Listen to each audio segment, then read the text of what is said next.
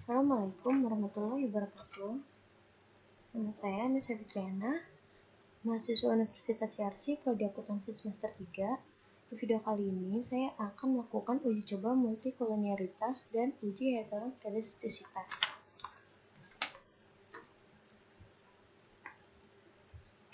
Ini uji-uji untuk SPSS. Untuk data primer, yang pertama ada statistik deskriptif, ada uji kualitas data, uji validitas, uji reliabilitas, uji asumsi klasik, uji regresi linear berganda, uji hipotesis, ada uji T, uji F, dan uji koefisien determinasi. Nah, ini uji asumsi klasik, ada uji normalitas, uji multikolonialitas, dan uji heteroskedastisitas. Nah, yang pertama, uji multikolonialitas. Menurut Ghazali tahun 2011, uji multikolonialitas bertujuan untuk menguji apakah model regresi ditemukan adanya korelasi antar variabel bebas.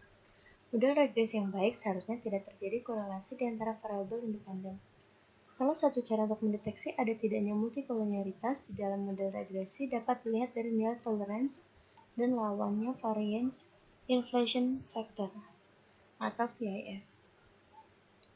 Uji multikolonialitas dilakukan dengan melihat nilai tolerance, value, and variance inflation factor pada tabel koefisien. Kriteria hasil pengujian adanya multikolonialitas yaitu dengan cara dilihat pada kolom collinearity statistik pada tabel koefisien. Jika fault tolerance value-nya kurang dari 0,1 atau VIF-nya lebih dari 10, berarti terjadi multikolonialitas. Namun jika tolerance value-nya lebih dari 0,1 atau VIF-nya kurang dari 10, itu berarti tidak terjadi multikolonialitas. Nah, kita langsung saja ke SPSS-nya.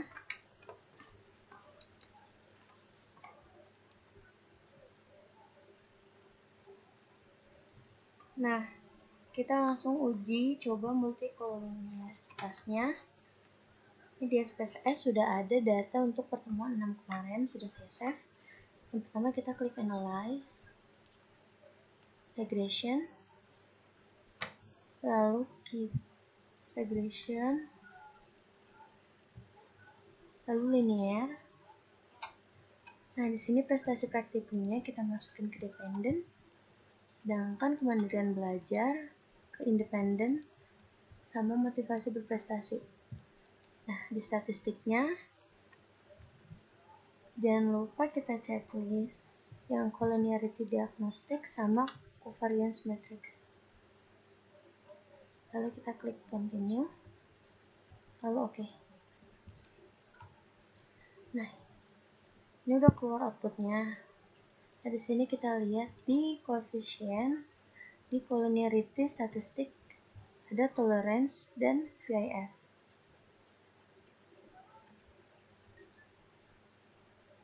Nah, di sini kemandirian belajar toleransinya 0,789, yang mana itu lebih besar dari 0,1.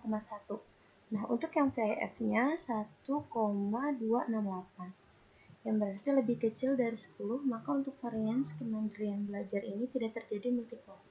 Sekarang yang variabel motivasi berprestasi hasilnya sama seperti kemandirian belajar, berarti tidak terjadi multiple juga. Sekarang kita close dulu, kita lanjutnya heterokedastisitas. Kita buka lagi PPT-nya.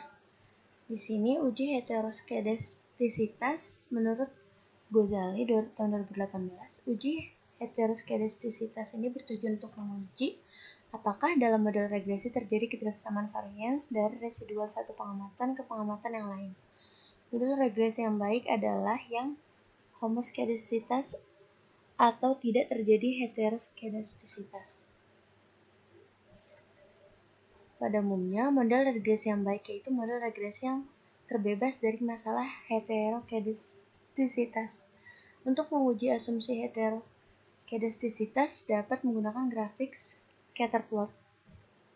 Grafik scatter plot melihat antara nilai prediksi variabel dependen yaitu ZPRED dengan residualnya SRESID. Deteksi ada tidaknya heteroskedastisitas dapat dilakukan dengan melihat ada tidaknya pola tertentu pada grafik scatter plot antara SRESID dan ZPRED yang telah diprediksi. Adapun cara untuk mendeteksi ada atau tidaknya heteroskedastisitas dengan melihat grafik scatter plot.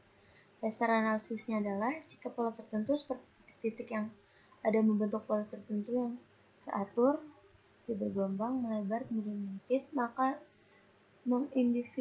mengindikasikan telah terjadi heteroskedastisitas. Jika tidak ada pola yang jelas, serta titik-titik yang menyebar di atas dan di bawah angka 0 pada sumbu Y, maka tidak terjadi heteroskedastisitas.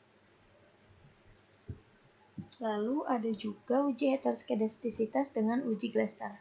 Uji Glester yaitu meregresi nilai absolut residual terhadap variabel independensi.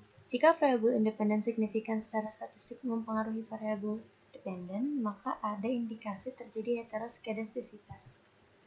Hasil tampilan output SPSS dengan jelas menunjukkan bahwa tidak ada satupun variabel independen yang signifikan secara statistik mempengaruhi variabel dependen nilai absolut plot. Hal ini terjadi dari probabilitas signifikannya di atas tingkat kepercayaan 5%. Jadi dapat disimpulkan model regresi tidak mengandung adanya heteroskedastisitas. Lalu ada juga uji heteroskedastisitas dengan uji Park. Menurut Ghazali, uji Park mengemukakan metode bahwa varians S2 merupakan fungsi dari variabel independen. Apabila koefisien parameter beta dari persamaan regresi tersebut signifikan secara statistik, hal ini menunjukkan bahwa dalam data model empiris yang diestimasi terdapat heteroskedastisitas dan sebaliknya. Jika parameter beta tidak signifikan secara statistik, maka asumsi homoskedastisitas pada data model tersebut tidak dapat ditolak. Adapun kriteria uji Park menurut Ghazali adalah sebagai berikut. Jika nilai probabilitas lebih dari 5% atau 0,5, maka dikatakan tidak terjadi gejala heteroskedastisitas. Dan jika nilai probabilitas kurang dari 5% atau 0,5, maka dikatakan terjadi gejala heteroskedastisitas. Nah, sekarang kita lanjut ke SPSS-nya. Nah, sekarang kita lanjut aja uji heteroskedastisitas. Yang pertama kita akan menggunakan grafik. Langsung aja kita klik Analyze, Regression, lalu Linear,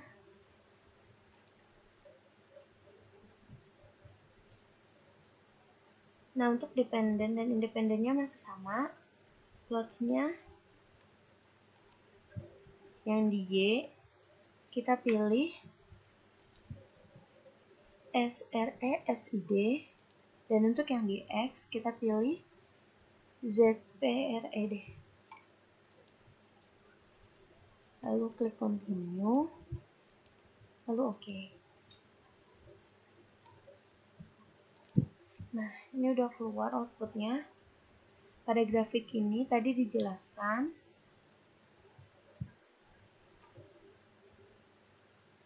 ini udah keluar outputnya.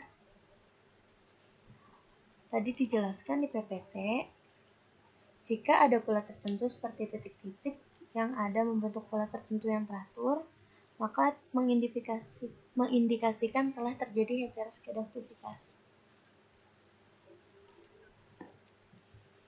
Nah, berarti ini dapat dikatakan tidak terjadi hetero karena datanya menyebar dan beraturan. Nah, untuk uji hetero ini kita juga bisa menggunakan cara lain. Karena kalau hanya menggunakan grafik, datanya kurang akurat.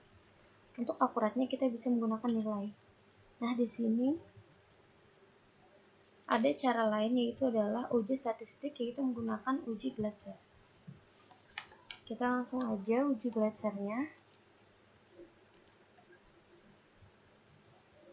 Yang pertama kita klik komputer, kita klik transform computer variable,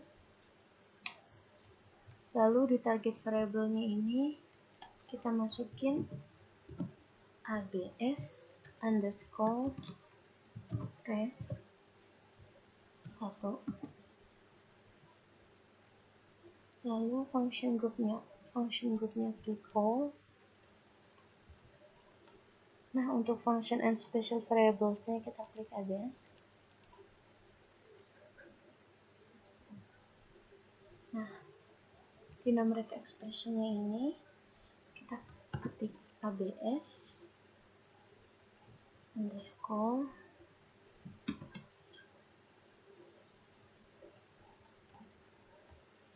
res underscore 1.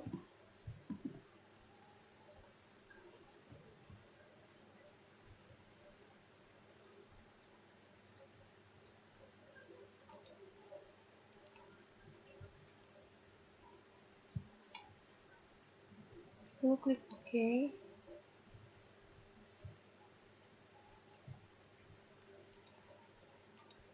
Oke, ini nggak pakai underscore di depan.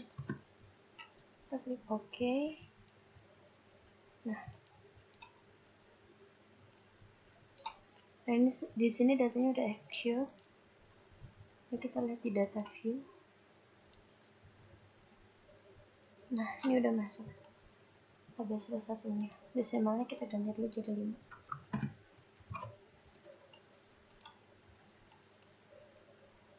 Nah, di sini di data view udah ada ya. Nah, kalau sudah, kita klik analyze. Lalu regression. Lalu linear. Ini dependennya kita keluarin dulu.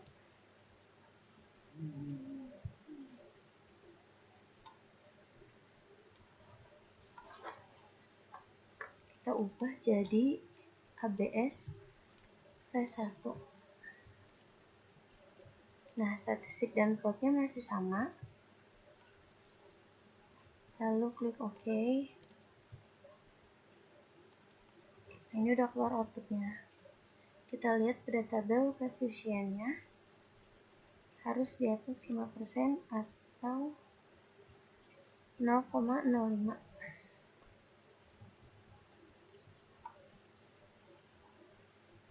Nah, untuk variabel kemandirian belajar signifikasinya 0,127 yang berarti sudah di atas 0,05.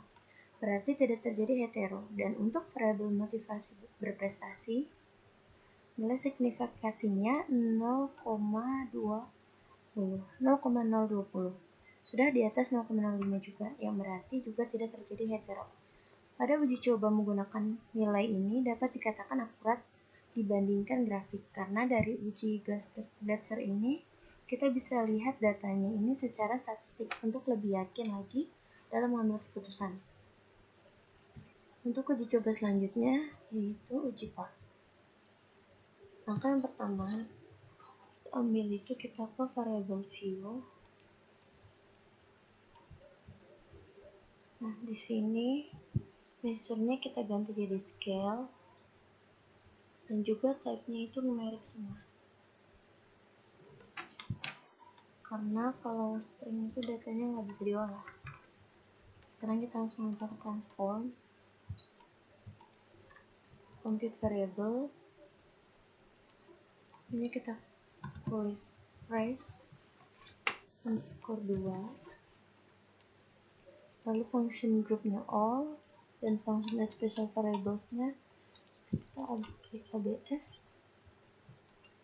Kita hapus dulu. Kita klik abs.